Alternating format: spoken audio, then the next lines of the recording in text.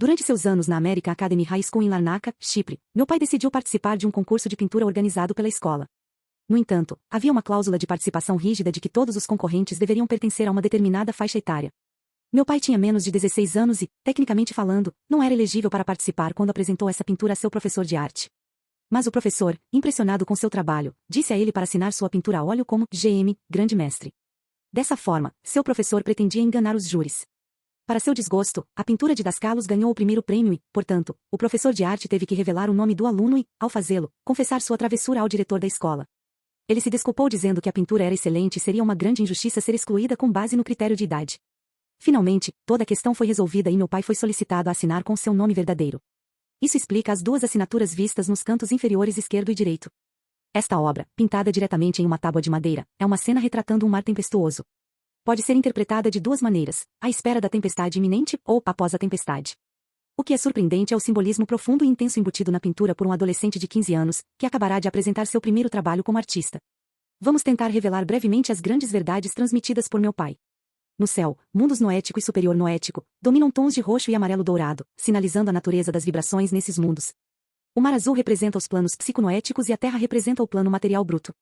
Quando voltado para a pintura, à esquerda, os dois penhascos simbolizam a dualidade e a separação reinando sobre os três mundos inferiores, causando toda a turbulência e agitação, o mar agitado e a tempestade. As três gaivotas brancas como a neve à esquerda representam a Santíssima Trindade olhando e abençoando os mundos, enquanto o grupo das quatro gaivotas mais escuras no meio da pintura representa a lei da Tetráctis derivada da Santíssima Trindade. Por último, as duas gaivotas brancas do lado direito simbolizam a lei imaculada da dualidade como um estado divino, a parte do mundano. Do ponto de vista do ser absoluto, o número 3 coopera e combina harmoniosamente com os números 4 e 2, apresentando agora o número 9, a reunião e manifestação dos arcanjos sagrados, os filhos do Espírito, luz e fogo, nossos irmãos mais velhos. As três pequenas rochas perto da costa indicam a grande e misteriosa lei da reflexão. Elas refletem e encarnam o número 3 de forma material. O mesmo se aplica com a próxima fileira das duas rochas na beira do mar e da terra, uma reflexão do número 2, e a única rocha na costa, uma reflexão do número mais sagrado 1. O grupo de rochas acima, quando observado em unidade, forma um triângulo invertido, o reflexo do triângulo da Santíssima Trindade em sua vontade e prazer de se manifestar em si mesmo. Assim, 3, 3 e 3, 3, formam o número sagrado 6, o veículo do Logos em expressão. Adjacentemente, um par de rochas significa a dominação da dualidade e separação no mundo material bruto. Se somarmos o agrupamento de todas as pequenas rochas, obtemos o número sagrado 8, a dualidade da Tetráctis em expressão. Manifestação nos três mundos inferiores. Somando os dois penhascos enormes, chegamos ao número 10, sinalizando a conclusão do grande trabalho, o agrupamento e mistura dos primeiros 10 números sagrados. Os diferentes padrões de movimento sugerem os diversos estados de ser e existência. No que diz respeito às gaivotas, o movimento é da esquerda para a direita, do número 3 para os números 4 e finalmente 2. As ondas quebrando na costa movem-se para frente e para trás, enquanto os reinos divinos, o céu e especialmente o horizonte distante, habitam em magníficas e gloriosas luzes coloridas, não apresentando nenhum movimento aparente. Que lição! O símbolo da vida em ação na criação e uma prova solene de que meu pai estava plenamente consciente de suas grandes verdades em tenra idade, muito antes de apresentá-las ao público. Meu pai estava totalmente consciente de todas as suas encarnações anteriores. Entrando no presente eterno, ele ganhou pleno acesso a todos os tempos. Consequentemente, ele foi capaz de se sintonizar com o livro vivo da vida, guardado pela alma, e trazer memórias do passado para o presente. Este vulcão deriva de sua primeira encarnação no planeta Terra. Naquela época, enormes vulcões estavam constantemente entrando em erupção, criando estragos na superfície da Terra. O elemento fogo em cooperação com o elemento água forjou um novo planeta, como ainda faz hoje. Aos olhos dos não iniciados, a cooperação desses dois elementos aparentemente concorrentes parece inconcebível, mas o místico pode reconhecer sua importância na transmutação da bola de fogo chamada planeta Terra em um planeta habitável. Observe os rios de lava irrompendo das entranhas da Terra, criando uma espessa atmosfera de fumaça. Também testemunhamos a manifestação simbólica da mente como o poderoso elemento fogo. Dascalos, sendo um filho do fogo, obviamente criou essa pintura não apenas em lembrança de sua primeira encarnação, mas porque ele era especialmente apegado ao elemento fogo e seus ministros, os arcanjos Micaéis. Ele podia facilmente observar e se sintonizar com o fogo em todos os seus aspectos e expressões, microcosmicamente no átomo, mesocosmicamente no planeta Terra e no Sol, e macrocosmicamente na multidão das galáxias e em todos os universos multidimensionais. Nesta pintura sentimental, observamos um lago que é o mundo psiconoético.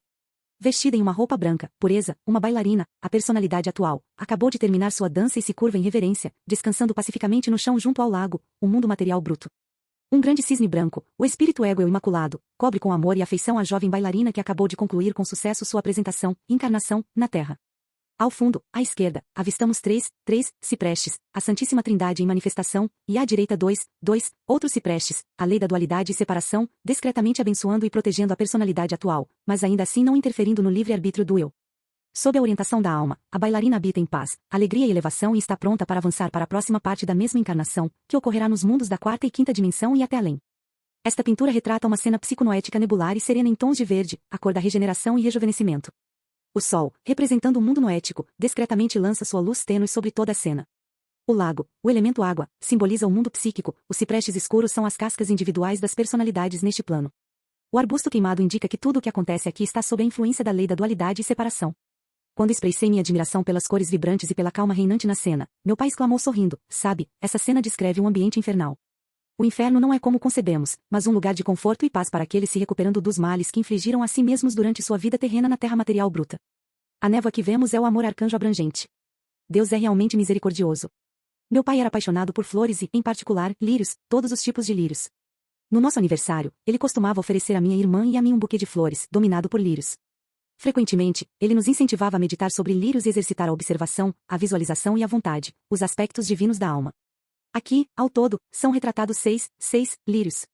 Três deles, com o caule vermelho-amarelo, se combinam para formar um triângulo apontando para cima, representando um aspecto do ser absoluto, a Santíssima Trindade como Pai, Filho Logos e Espírito Santo. Os outros três lírios formam um triângulo apontando para baixo, simbolizando a manifestação do Deus ser absoluto em si mesmo, como onisciência, onipotência e amor pão-universal na criação. Todos os lírios estão agrupados, formando um grande tronco, a unidade de Deus. Meu pai amava cores e especialmente o verde, a cor do rejuvenescimento e da criação. Há um decrescendo da luminosidade da pintura, a parte inferior sendo mais luminosa. Sugere-se que todos os lírios nascem dessa luz eterna e eterna, a inconcebível natureza de Deus. Esta pintura retrata o homem-deus Joshua Emanuel, o Cristo, conversando com os dois discípulos, Lucas, o evangelista, e Cleopas, na estrada para Emaús, da seguinte forma. E eis que dois deles foram naquele mesmo dia a uma aldeia chamada Emaús, que distava de Jerusalém cerca de 60 estádios. E falavam entre si de todas essas coisas que haviam acontecido. E aconteceu que, enquanto conversavam e raciocinavam, Jesus se aproximou e foi com eles. Mas seus olhos estavam fechados para que não o conhecessem. E lhes disse, que espécie de comunicação é essa que tendes um com o outro, enquanto andais e estáis tristes? E um deles, cujo nome era Cleopas, respondendo, disse-lhe, és apenas um estranho em Jerusalém e não conheces as coisas que aconteceram lá nestes dias? E lhes disse, que coisas? E disseram-lhe, concernir Jesus de Nazaré, que era um profeta poderoso em ação e palavra diante de Deus e de todo o povo, e como os principais sacerdotes e nossos governantes o entregaram para ser condenado à morte, e o crucificaram. Mas nós confiávamos que ele era aquele que deveria ter redimido Israel, e além de tudo isso, hoje é o terceiro dia desde que essas coisas foram feitas. Sim, e certas mulheres também de nossa companhia nos surpreenderam, que estavam cedo no sepulcro, e quando não encontraram seu corpo, vieram dizendo que também tinham visto uma visão de anjos que diziam que ele estava vivo. E alguns deles que estavam conosco foram ao sepulcro e o encontraram exatamente como as mulheres haviam dito, mas não o viram. Então lhes disse, ó insensatos e tardos de coração para crer em tudo o que os profetas falaram, não era necessário que Cristo sofresse estas coisas e entrasse em sua glória? E começando por Moisés e todos os profetas, ele lhes explicou nas escrituras todas as coisas a seu respeito. E se aproximaram da aldeia para onde iam, e ele fez como se quisesse ir mais longe. Mas eles o constrangeram, dizendo, fique conosco, pois já é quase noite e o dia está muito passado. E ele entrou para ficar com eles. E aconteceu que, sentado à mesa com eles, tomou o pão, abençoou, partiu-o e deu-lhes. E seus olhos se abriram e o conheceram, e ele desapareceu de sua vista. E disseram um ao outro, nosso coração não ardia dentro de nós enquanto ele falava conosco pelo caminho e enquanto nos abria as escrituras. E levantaram-se naquela mesma hora e voltaram para Jerusalém e encontraram os 11 reunidos, e os que estavam com eles, dizendo, o Senhor ressurgiu de fato e apareceu a Simão. E contaram as coisas que se fizeram no caminho e como ele foi conhecido deles ao partir o pão. E enquanto assim falavam, Jesus mesmo se pôs no meio deles e lhes diz, paz seja convosco, Lucas 24 2.13 e 36. Nossa última viagem. Na primavera de 1994, meu pai e eu viajamos para a Europa, os Estados Unidos e o Brasil para dar palestras. Foi uma viagem muito longa e exigente. Durante o longo tempo de voo, meu pai costumava tirar pequenos cochilos ou comia pouco. Outras vezes, ele afundava em seus pensamentos, mas principalmente estava falando comigo, me dando conselhos e me guiando. Eu tinha a impressão de que ele estava prestes a partir e que queria que eu prestasse atenção a certas coisas. Eu ouvia pacientemente, curioso para ver para onde todas essas conversas eventualmente levariam. Após algumas horas, o interrompi dizendo, pai, por que você está me contando todas essas coisas? Você está indo para algum lugar sem mim e é por isso que você está me dando essas instruções? Ele olhou para mim intensamente e disse em uma voz profunda e severa, meu amor, quero que você saiba que está em minha última viagem. Ok, respondi, percebo que é muito cansativo para você viajar, mas essa foi sua decisão e não minha. De agora em diante, ficaremos em Chipre. Ele sorriu e acrescentou: Você não entende, quero que você saiba que quase completei o ciclo da minha vida, é hora de eu ir. De repente, senti que meu coração pararia. Perdi minha voz, senti que minha voz foi levada para baixo até minha barriga. Abri a boca para falar, mas não consegui articular uma palavra. Comecei a respirar profundamente e ritmicamente por alguns minutos porque queria que minha voz fosse firme e calma quando falasse. Depois de me recompor do choque inicial causado por seu anúncio, eu ousei comentar: O que você está me dizendo agora?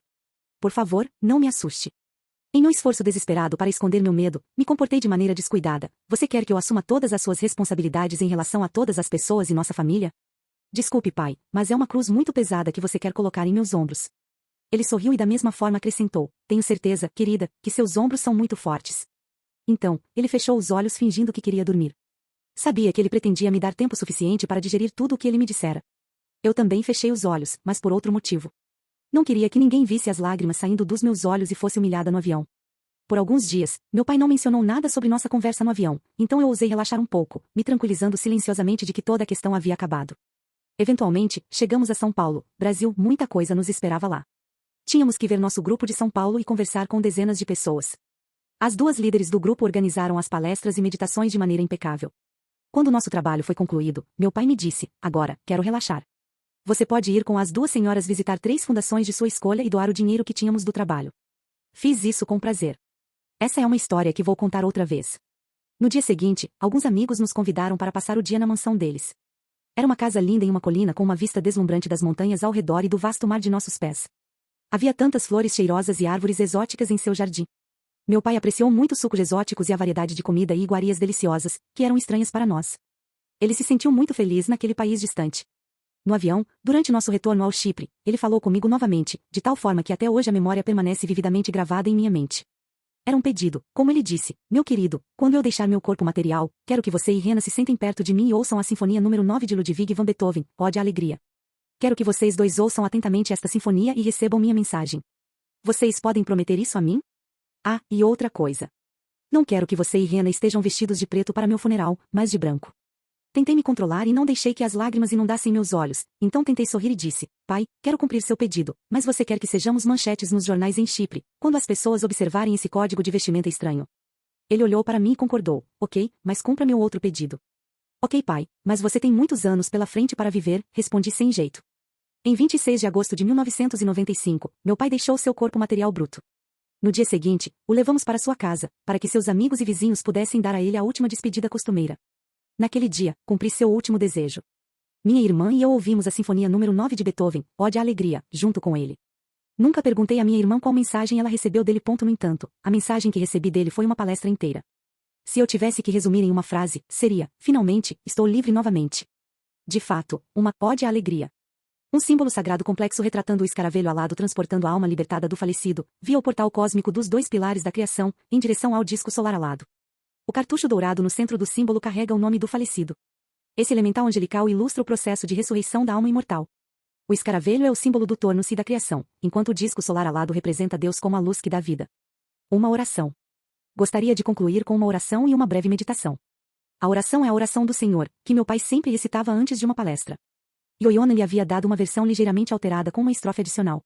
A meditação é uma meditação que Joshua Emanuel, o Cristo, deu na sinagoga da Irmandade Essenia a seus discípulos, antes de enviá-los ao mundo para trabalhar como professores e curandeiros. Nosso Pai que estás nos céus, santificado seja o teu nome. Venha teu reino.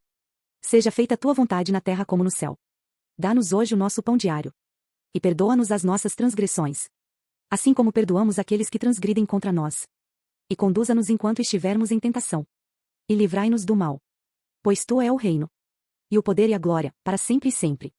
Ser absoluto e infinito, Deus. Vida, amor e misericórdia eternos. Manifestando-se em si mesmo. Como a sabedoria total e a onipotência. Ilumine nossas mentes para entendê-lo como a verdade. Limpe nossos corações para refletir seu amor por ti. E para todos os outros seres humanos. Amém. A Brazilian Translation of the Continued Text. Note, as before, some nuances and cultural references might be lost in translation. Please let me know if you have any questions or need further clarification. Português e Translation. Uma meditação. Relaxe completamente. Visualize Joshua Emanuel, o Cristo, de pé diante de você enquanto você está sentado pacificamente, ouvindo. Em perfeita unificação com seu eu divino, o Logos, e sintonizado com cada ser humano, Joshua estende os braços e diz: Todos vocês escutem. Vocês são meus filhos, minha prole. Eu estou em vocês como Deus, como ser absoluto, seu verdadeiro eu, e vocês estão sempre em mim como deuses. E eu também estou com vocês como um ser humano, como seu pai amoroso, dentro de nosso pai amoroso. Cada respiração que você toma, sustentando a vida de seu corpo material, é um beijo paterno meu para você. Meus amados, não só falarei a vocês em palavras de qualquer língua, mas também virei a vocês como inspiração e como sensação. Eu sou o calor que mantém seu corpo vivo. Eu sou a brisa, o ar fresco que acaricia seu rosto. Eu estou em seus olhos, como sua visão, permitindo que você desfrute de minhas obras ao seu redor, como fenômenos da vida. Eu sou visão e vejo tudo. Estou incessantemente criando substância mental para você, para manter seus corpos prosperando. Eu sou o pão da vida vivo. E eu sou a água viva, que você beberá e nunca mais terá sede. Eu sou a vitalidade mental em todo o mundo. Eu sou espírito e sou forma. Você está em minha onipresença. Eu sou a voz da sabedoria em suas mentes que fala a você quando você está fazendo algo que não está certo, não repreendendo, mas despertando você. Pois eu sou razão em seus pensamentos e sou amor em seu coração. Expulse de seu coração toda emoção amarga, toda inimizade e toda crueldade que possa abrigar. Eu sou a vida em você. Desfrute da minha vida. Vocês são minha prole, vocês são minha carne e sangue, parte de mim mesmo. Eu os amo. Ame todas as minhas expressões, ame todos os outros seres humanos como a si mesmos e ame toda a vida como eu amei vocês e como sempre amarei vocês. Os pilares dos ensinamentos de Dascalos. Se eu tivesse que dar um resumo dos ensinamentos de meu pai para mim em apenas algumas palavras, seriam amor incondicional, acorda e liberdade. Ele me fez perceber que todo pensamento, bom ou ruim, retorna para mim. A mente emana de Deus e essa substância sagrada é usada em várias frequências de vibração. Vai de superluz, a supermatéria e substância psiconoética, até a matéria bruta, que é mente em forma sólida. Ele me ensinou como usar adequadamente a mente, concedida por Deus a nós, como uma personalidade pensante e razoável. Meu pai recomendava fortemente o uso do dom divino da observação. Praticando a observação cuidadosa de nós mesmos, da natureza e dos universos, podemos tirar importantes conclusões. Veremos, por exemplo, que tudo foi criado pelo Ser Absoluto e seus arcanjos sagrados em sabedoria total e poder total. Esteja ciente da faísca divina na menor coisa da criação, ele dizia. Aprendendo a observar cuidadosamente e a se concentrar totalmente, a visualização adequada torna-se mais fácil. Todos nós visualizamos subconscientemente enquanto criamos elementais. É assim que construímos nosso mundo. Nossos pensamentos são muito poderosos e a visualização é o processo de usar o pensamento conscientemente de maneira construtiva, seja para a expansão da consciência ou para ajudar outros necessitados. Meu pai costumava enfatizar: seja o mestre de seus pensamentos, sentimentos e emoções, e não seu escravo. Reduza o egoísmo de sua personalidade, ame a Deus e ame todos os seres humanos. Esta é a chave para a saúde e a felicidade para uma vida saudável e feliz. Aprendi, entendi e encontrei meu lugar no que chamamos de vida. Sei que sou um espírito alma ego eu eterno e reconheço e estudo minha dualidade nos mundos da existência. Sei o que é vitalidade mental. Descobri quem sou, como posso usar a vitalidade mental e como estava usando mal observei como a mente é usada como pensamento, emoção e desejo. Na introspecção ou olhando para dentro, estudei como estava usando a vitalidade mental e o que estava fazendo como uma personalidade de tempo e lugar. Estava eu agindo como escravo dos desejos e das emoções descontroladas, armazenando-os em meu subconsciente e me separando da unidade de Deus? Alternativamente, eu via as coisas como elas eram, usando a mente adequadamente como pensamento correto, corrigindo coisas e me tornando o mestre das situações? Dessa forma, separei meu eu de sua sombra. Verificar, observar, entender e tomar decisões para ser capaz de controlar uma situação é um grande ganho de fato. O maior ganho de todos é quando adquirimos autoconsciência da alma. Então, podemos nos espalhar por um grande espaço e conter dentro de nós vilas, cidades e até países inteiros ou todo o planeta. Podemos saber tudo o que está acontecendo e podemos saber tudo sobre outros seres humanos e todas as outras expressões da vida no espaço em que vivemos e percebemos, que está contido dentro de nós. Com esses novos poderes de sintonização e purificação, nossa autoconsciência é mais plena, está no mínimo e no máximo. É o que eu chamo de liberdade completa. Os dons sagrados. Quando estava prestes a concluir este primeiro volume de meu livro, uma palavra continuava zumbindo na minha cabeça: os dons, os dons. De fato, inúmeros foram os dons espirituais concedidos a mim por meu pai. Quero apenas enumerar alguns do que ele me ensinou que levaram diretamente à sintonização absoluta com a verdade. Como amar incondicionalmente. Como encontrar meu eu real. Como fazer toda a minha vida uma oração. Como ser uma pessoa humilde. Como viver conscientemente, ser autoconsciente e evitar viver subconscientemente. Cristo chamou as pessoas que levam uma vida subconsciente de pós-mortos. Como saber o que são misericórdia divina e fé. Como cooperar com o plano divino e obedecer às leis divinas dos diferentes mundos. Como saber quem e o que é, o caminho, a verdade e a vida. Como fazer uma autoanálise de minha personalidade atual, introspecção, focando na correção de meus erros, evitando ao mesmo tempo as armadilhas comuns de quaisquer tendências masoquistas que levem à autodepreciação.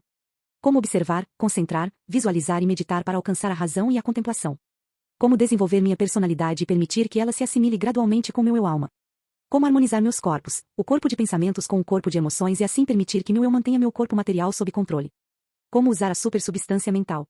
Como criar elementais angelicais positivos e não malignos. Como aniquilar o egoísmo de minha personalidade. Deus nos criou de acordo com sua imagem e semelhança. Consequentemente, devemos desenvolver nossa personalidade para que um dia nos tornemos perfeitos como nosso Pai no céu é perfeito. Por esses dons serei eternamente grato a Ele. Também agradeço das profundezas de minha alma ao ser absoluto infinito onipotente que utilizou meu Pai como seu instrumento em todas as suas encarnações. Prometo que no próximo volume deste livro apresentarei tudo isso em profundidade. A verdade é um brilhante diamante de muitos lados. A grande luz do ser absoluto infinito enche esta gema e as cores brilham de todos os lados. Místicos, mensageiros, sábios e professores de todas as idades, raças e crenças falaram de uma face diferente dessa verdade eterna comum. Dascalos. Uma mensagem de Dascalos em 12 de dezembro de 2012. Um centenário de seu nascimento. Todos vocês devem saber quem são. Vocês devem saber de onde vêm. Vocês têm que conhecer sua posição nos mundos da criação. Vocês têm que saber para onde estão indo. Vocês têm que conhecer o propósito do plano divino. Vocês têm que se tornar o mestre de seu caminho em vez de serem o escravo da matéria, se sentindo tontos com a intoxicação da matéria. Vocês têm que se tornar o mestre de seu entorno em vez de se assemelharem a um pequeno barco em um oceano tempestuoso, como a maioria das pessoas em sua sociedade. Vocês têm que conhecer a lei de causa e seus efeitos. Vocês têm que saber qual é a verdadeira expressão de seu eu. O que vocês são como expressão de tempo e lugar.